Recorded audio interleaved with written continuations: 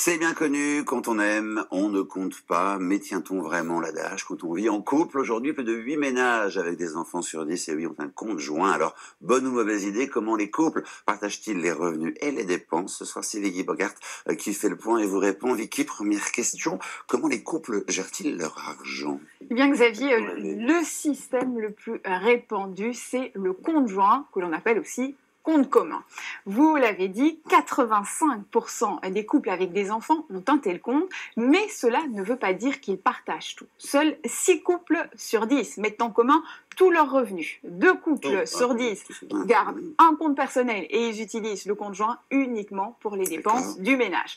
Quant aux autres, ils maintiennent leurs revenus totalement séparés.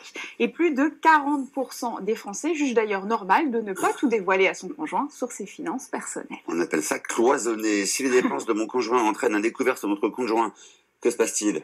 Eh bien, la banque pourra vous demander de rembourser car les deux titulaires du compte sont solidaires des dettes. Et c'est pareil, s'il émet un chèque sans provision, eh bien, vous pouvez tous les deux vous retrouver interdits bancaires. Attention donc, en cas de conflit ou de séparation, il est parfois nécessaire de sortir au plus vite du compte commun pour éviter de payer des dépenses qui ne vous concernent pas.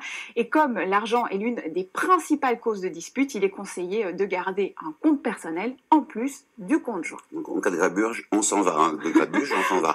Quelles sont les solutions si on ne veut pas de compte joint et pas de conjoint? Il existe une carte bancaire, Sherpay, qui permet de partager automatiquement les dépenses du couple. Exemple, si vous payez des courses pour un montant de 10 € avec cette carte, 5 € seront débités sur votre compte bancaire et 5 € sur le compte de votre conjoint.